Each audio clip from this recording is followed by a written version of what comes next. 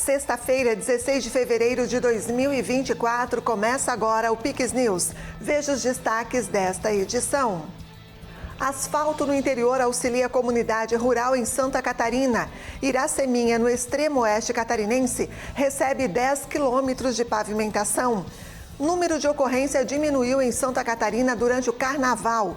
Em Garopaba, no litoral sul do estado, cresce os casos de violência. Cozinhas comunitárias da Argentina em crise. Estabelecimentos estão sem comida e com mais pessoas para atender. Incêndio em fábrica de tintas deixa 11 mortos em Nova Delhi, capital da Índia. Na Rússia, morre Alexei Navalny, ativista anticorrupção e principal opositor de Putin. Defesa de Bolsonaro pede afastamento de Alexandre de Moraes. Ministro investiga a participação do ex-presidente em suposta tentativa de golpe. Nos Estados Unidos, Donald Trump vai a julgamento. Republicano será julgado em caso de pagamentos a uma atriz pornô. E você vai ver ainda, Brasil registra mais de 500 mil casos de dengue. Com escassez de vacina, como prevenção, brasileiros correm às farmácias e vendas de repelentes e inseticidas aumentam 27% no país. Essas e outras notícias a partir de agora no Pix News.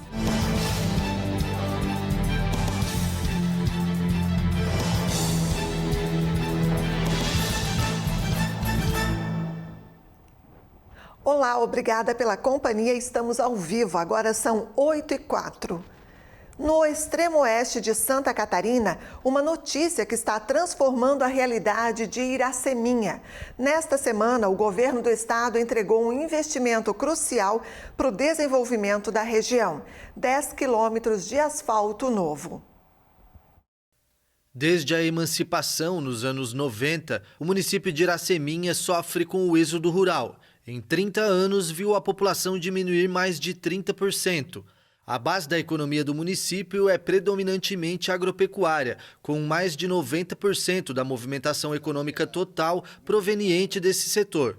O asfalto traz uma nova perspectiva para a vida destas pessoas. O governador esteve presente para entregar pessoalmente a obra, que vai além de uma simples pavimentação.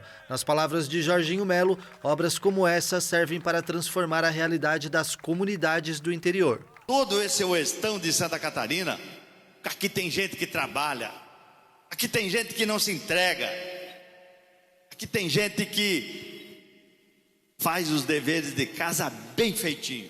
A iniciativa faz parte do programa Estrada Boa, que visa não apenas garantir a manutenção das rodovias, mas também levar qualidade de vida para os moradores do interior do estado.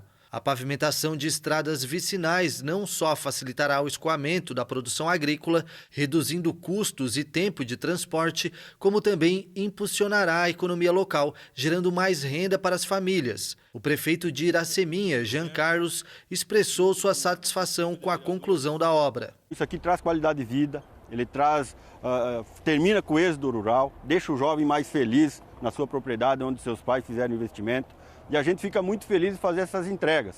Nós conseguimos fazer muitas entregas em todo o nosso município. Nós estamos em Iraceminha, andando a passos largos, valorizando principalmente quem produz. E aqui em Iraceminha nós valorizamos o nosso agricultor, que é o grande produtor e o que sustenta o nosso município. A realização desta obra foi possível graças à parceria entre Estado e município. O governo investiu mais de R$ 1.800.000, enquanto o restante dos recursos veio de emendas parlamentares.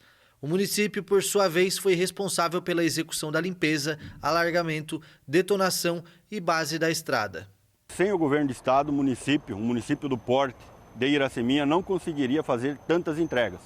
E graças ao governo do estado que a gente conseguiu fazer essas entregas, fazendo com que o nosso povo tenha essa qualidade de vida, de escoamento de produções, enfim, trazendo tantos benefícios aí para a vida da nossa população de Iraceminha. O Brasil enfrenta uma preocupante escalada nos casos de dengue, superando a marca de 500 mil de casos. Com isso, tem aumentado a busca por medidas preventivas, especialmente a venda de repelentes. O repelente é um item essencial para a proteção de doenças transmitidas por insetos, como o mosquito da espécie Aedes aegypti, que pode transmitir a dengue, em períodos em que as temperaturas estão mais elevadas, como no verão. No Brasil, foram registrados mais de 500 mil casos da doença e o avanço por diversas regiões do país fez muitas pessoas buscarem alternativas para se proteger. A procura por repelentes tem atingido números recordes. De acordo com dados da Click Pharma, ferramenta do ecossistema FIA, que compara preços de medicamentos e produtos farmacêuticos, as buscas pelo medicamento que repele o mosquito transmissor da dengue, a Aedes aegypti, dispararam nos últimos meses, atingindo o maior nível dos últimos 5 anos. Nos últimos dias há uma procura, tanto para criança quanto para adulto, de repelente de modo geral. Tanto loção, quanto spray e quanto creme também. O uso de repelentes e inseticidas nos lares brasileiros cresceram 15% e 2,5% em relação a 2022. Já o aumento do volume de repelente consumido foi da ordem de 27%. A maior concentração desse consumo é na classe A e B, representando 27% da população. A idade média de indivíduos infectados é de 34 anos, embora boa parte dessa população desenvolva a forma mais leve da enfermidade, mas isso não significa que os cuidados devem ser ignorados, já que a dengue pode ser grave. A dengue, ela dá febre alta, dor no fundo dos olhos, dores no corpo, né, uma mialgia intensa e manchas vermelhas pela pele também. E a média aí que o paciente é picado hoje, vai aparecer sintomas nele numa média de 5 dias, né? E vai durar os sintomas nele aí até 10 dias de sintomas, né? Conforme informações divulgadas pelo Ministério da Saúde, Santa Catarina não vai receber doses da vacina contra a dengue nesta primeira remessa, devido à quantidade limitada de imunizantes disponíveis. Não há previsão de quando as doses chegam ao estado. Além disso, a dengue não possui um tratamento específico. A dengue se trata, né, os sintomas. Se ela está com febre, vai tomar um antitérmico, né? E não tem uma medicação direcionada para a dengue, né? Muita hidratação. O paciente, se está com suspeita de dengue, ele vai ter que se hidratar muito para que ele não evolua para uma dengue grave. Então, está com suspeita hoje, inicia com muita hidratação nesse paciente. Até ali uns 7 dias é crucial essa hidratação desse paciente. A dengue faz parte de um grupo de doenças denominadas arboviroses. O vírus é transmitido pela picada da fêmea do mosquito Aedes aegypti e nem sempre a infecção apresenta sintomas. O indivíduo pode ter uma dengue assintomática ou ter um quadro leve. Mas é preciso ficar atento se a pessoa tiver febre alta, variando entre 39 e 40 graus. A medida preventiva, né, é combater o mosquito, né? E para combater o mosquito, a gente deve eliminar os criadouros, né? A gente teve um aumento do número de focos no ano de 2024. A gente não teve nenhum caso positivo de dengue no município ainda em 2024.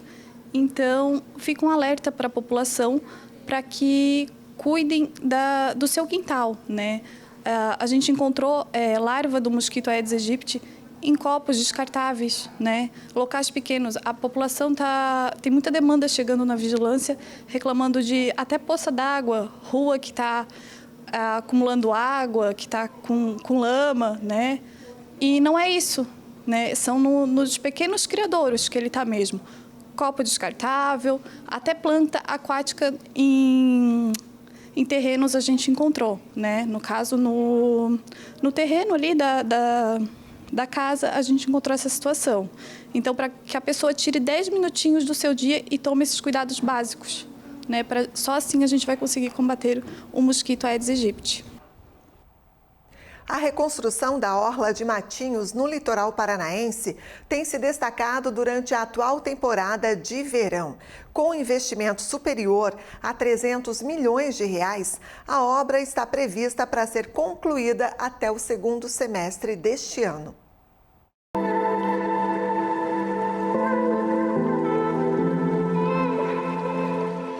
Até o momento, a reestruturação já proporcionou aos moradores e turistas uma visão do que será Matinhos após a conclusão do projeto. As intervenções incluem a revitalização do calçadão, construção de estruturas dos espigões, guias correntes e serviços de macrodrenagem. Esta fase está programada para iniciar nos próximos dias.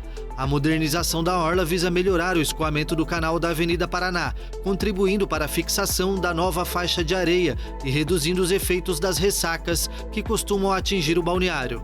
A expectativa é de que a intervenção promova melhorias na infraestrutura local. O engordamento da faixa de areia já foi concluído e o projeto segue dentro do cronograma estabelecido, conforme afirmou em nota à imprensa o diretor-presidente do Instituto Água e Terra, Everton Souza. A revitalização urbanística inclui o plantio de árvores nativas e melhorias na pavimentação asfáltica, visando fortalecer o turismo e as condições da cidade.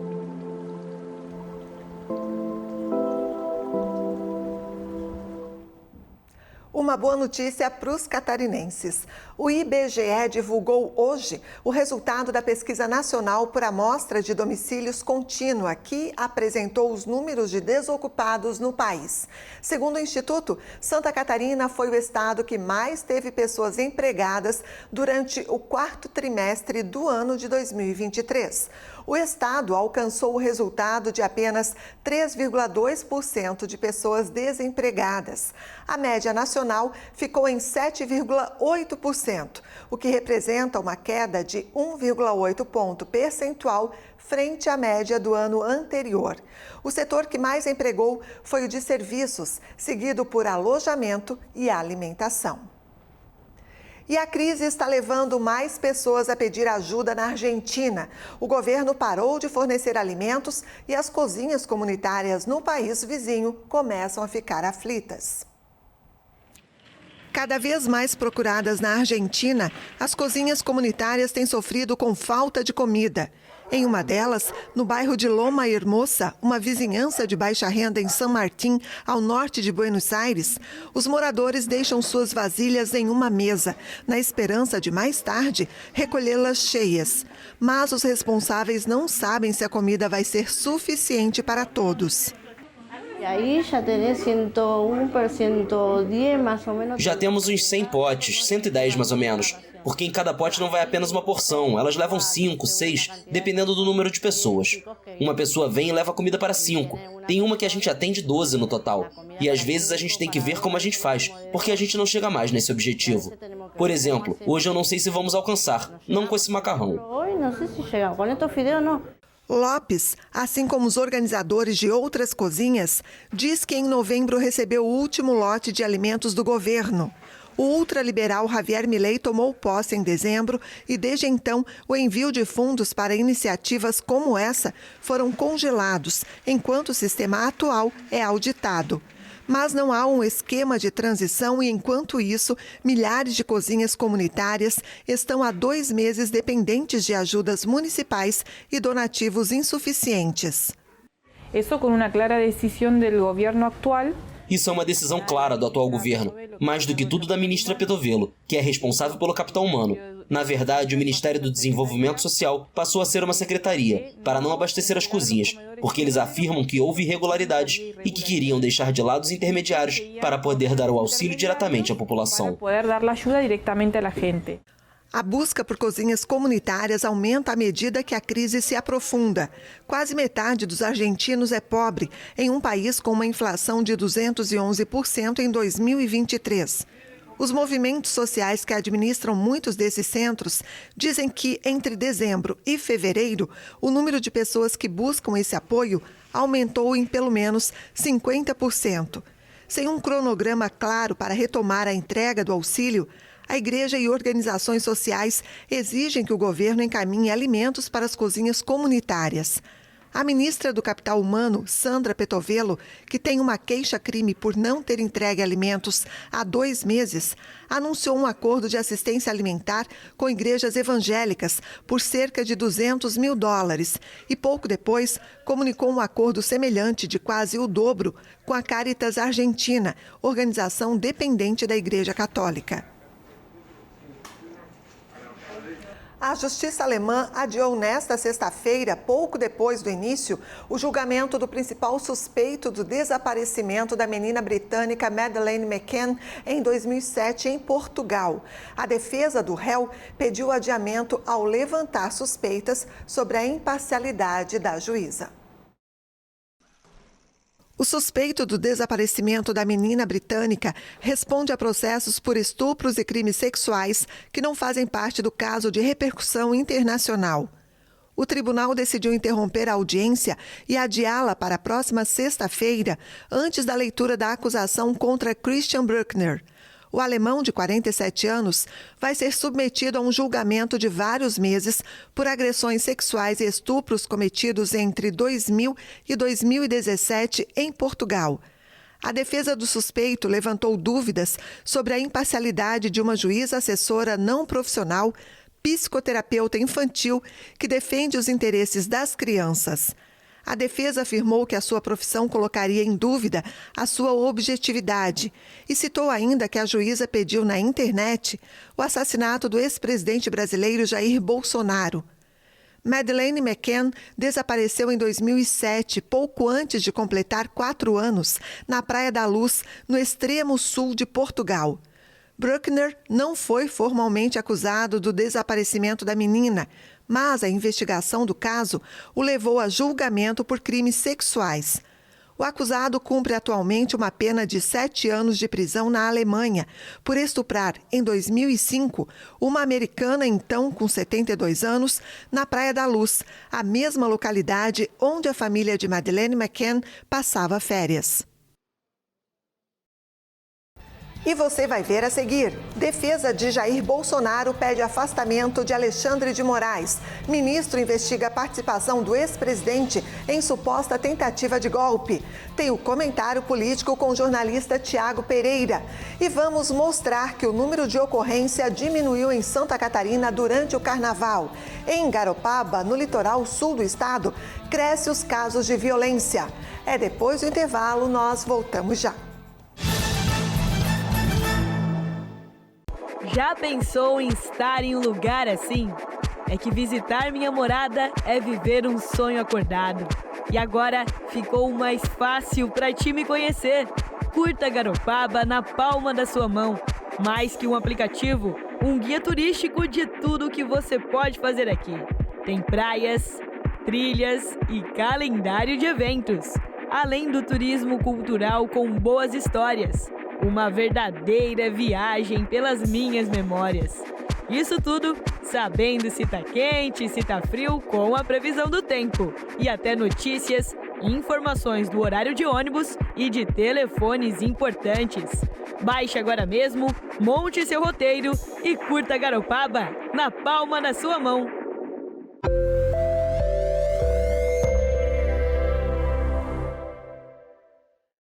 Venha conhecer a Elevato Garopaba. Você vai encontrar mais de 15 mil acabamentos para a obra ou reforma dos seus sonhos. Elevato. Sua casa, nossa causa. A Casa Azul é uma clínica de psicologia e neurodesenvolvimento infantil especializada em transtorno do espectro autista. Estamos preparados para atender você e sua família num ambiente lúdico e acolhedor. A Casa Azul está no centro de Garopaba. Procure por Casa Azul Garopaba no Instagram e venha nos conhecer. Somos a JJ Hotels Group. Com uma equipe especializada, vamos ajudar o seu hotel ou pousada a crescer nas vendas. Cuidamos de toda a parte de marketing e central de reservas, para que o seu hóspede tenha um atendimento privilegiado e a atenção que ele merece. Além de uma experiência de 10 anos no mercado, contamos com os melhores sistemas para o controle da sua hospedagem. Você se preocupa em receber os seus hóspedes, nós nos preocupamos em levar eles até você. Estamos de volta agora às 8h21. O Serviço Penitenciário divulgou nesta sexta-feira a morte de Alexei Navalny na prisão. Moradores de Moscou se reuniram para lamentar a morte do líder opositor russo e a comunidade internacional cobrou respostas do governo de Vladimir Putin. Comoção em Moscou pela morte de Alexei Navalny, principal opositor de Vladimir Putin. O ativista anticorrupção tinha grande popularidade entre os jovens das grandes cidades, como na capital, onde ficou em segundo lugar nas eleições municipais de 2013, as últimas que foi permitido concorrer. Navalny é um grande símbolo, em primeiro lugar, um símbolo da oposição, de esperança e um futuro melhor para a Rússia. Há a sensação de que com a morte dele morre a esperança. Se ainda havia alguma esperança, agora está menor do que antes. As autoridades russas informaram que Navalny morreu nesta sexta-feira em uma prisão do Ártico, para onde tinha sido transferido recentemente. O político de 47 anos, detido em 2021, cumpriu uma pena de 19 anos de prisão por extremismo. Se trata claramente de um crime cometido pelo regime, é um crime do regime. Sejam quais sejam as circunstâncias da morte de Alexei, o regime o matou deliberadamente. Isso é um assassinato, um crime. Por isso eu espero de verdade que se exijam responsabilidades penais. A comunidade internacional também expressou consternação depois do anúncio da morte, que teve poucos detalhes divulgados. Agora sabemos exatamente que tipo de regime é. Quem expressar críticas, quem defender a democracia, deve temer pela própria segurança e pela própria vida. Por isso estamos todos muito consternados. Estados Unidos e União Europeia responsabilizaram o governo de Putin pela morte do opositor. Com a morte de Navalny, a oposição russa perde o rosto mais visível e quase todos os opositores agora estão presos ou exilados. A chancelaria russa rejeitou as acusações contra o governo e pediu a divulgação de resultados oficiais da investigação médica sobre as causas da morte. E 11 pessoas morreram em um incêndio em uma fábrica de tintas em Nova Delhi, capital da Índia. As equipes de resgate ainda buscam por sobreviventes. O Corpo de Bombeiros detalhou que o fogo começou na quinta-feira e ainda estão sendo feitas buscas por sobreviventes. O comandante dos bombeiros afirmou que houve uma explosão na fábrica de tintas e o prédio desabou. Todas as vítimas eram funcionários do local. Acidentes em fábricas são comuns na Índia. Muitas vezes os empresários ignoram os requisitos básicos de segurança e operam sem licenças. Em 2019, mais de 40 pessoas morreram em um incêndio em uma fábrica que produzia mochilas escolares e sapatos em Nova Delhi. Como acontece na maioria dos casos, muitas vítimas eram migrantes pobres, com baixa remuneração e que dormiam nas próprias fábricas. E Donald Trump será o primeiro ex-presidente dos Estados Unidos a enfrentar um julgamento criminal. O republicano vai ser julgado no mês que vem. Donald Trump será o primeiro ex-presidente dos Estados Unidos a enfrentar um julgamento criminal. Um juiz de Nova York anunciou que a partir de 25 de março, o republicano vai ser julgado no caso de pagamentos para comprar o silêncio da atriz pornô Stormy Daniels. A decisão vem em meio à campanha eleitoral do bilionário de 77 anos para retornar à Casa Branca. O juiz do caso rejeitou os pedidos da defesa de Trump para adiar o início do julgamento. O candidato republicano se defendeu. Eu não deveria estar em um tribunal com algo que praticamente todos os juristas dizem que não entendem. Não há crime. Mesmo que ele fosse culpado de alguma coisa, não há crime. Então vou dizer isso. Aproveitem. É uma coisa triste. É um dia triste para Nova York. Trump é acusado de 34 acusações relacionadas ao pagamento de $130 mil em 2016 à atriz pornô Stormy Daniels, para ficar em silêncio sobre um suposto caso extraconjugal que remonta a 2006 e que o político sempre negou. Os pagamentos em si não são ilegais, mas Trump os anotou como honorários advocatícios nas contas de sua empresa, a Trump Organization. Até agora, os inúmeros processos judiciais que o ex-presidente enfrenta não minaram sua popularidade, com pesquisas o apontando como favorito em um possível duelo contra o atual presidente Joe Biden em novembro.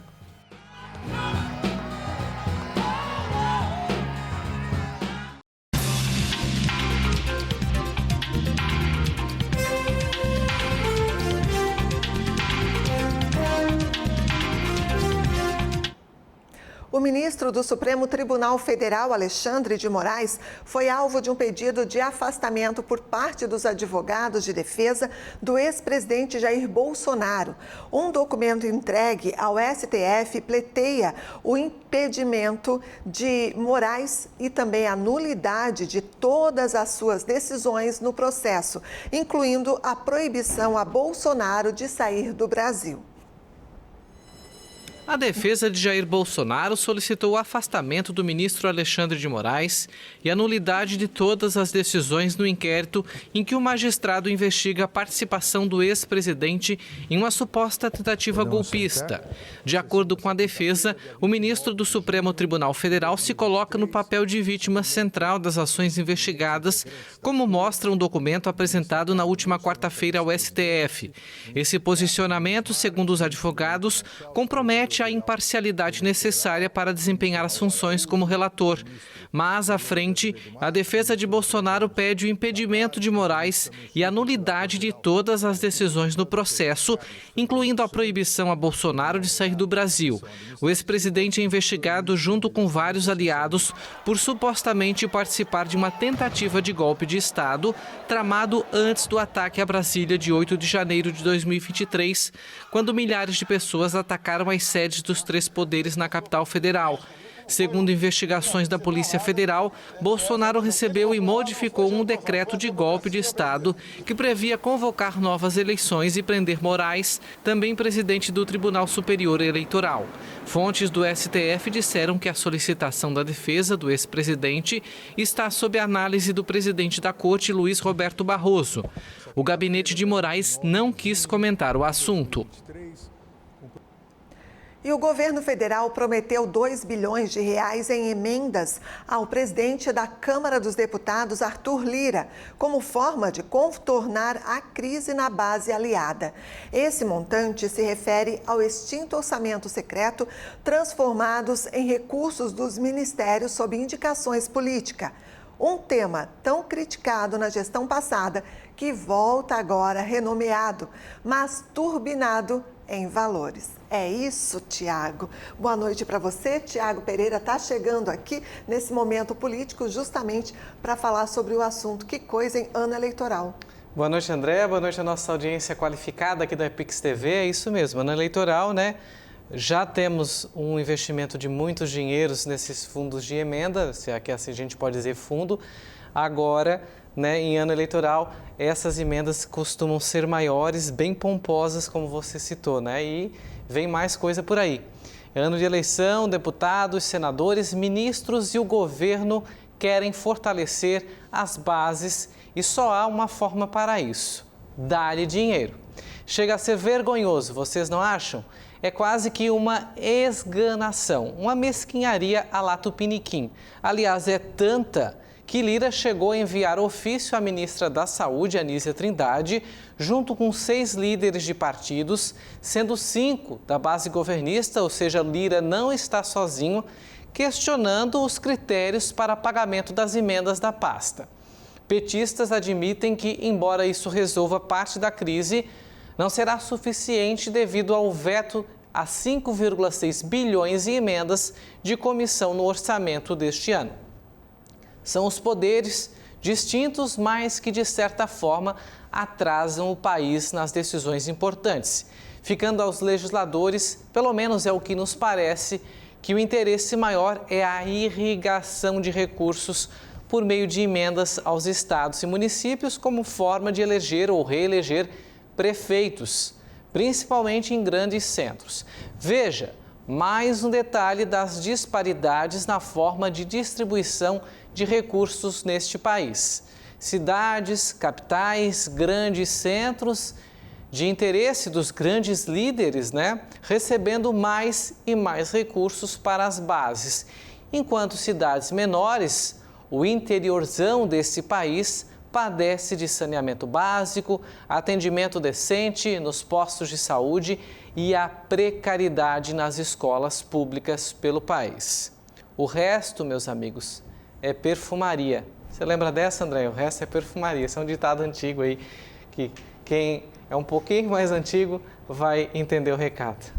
Tá certo. Continuando ainda conosco aqui, Tiago, vamos falar agora que a decisão do ministro do Supremo Tribunal Federal, Dias Toffoli, de suspender a multa de 10,3 bilhões da JF continua repercutindo no cenário nacional. Além de recorrer da decisão, o Procurador-Geral da República, Paulo Gonet, pediu que o recurso seja julgado pelo plenário do Supremo Tribunal Federal. O que você nos diz sobre isso, hein, Tiago? Olha, uma luz no fim do túnel, né? E a pergunta que fica, quem irá investigar Toffoli? Essa é a pergunta de milhões nesse momento, ou de bilhões, né?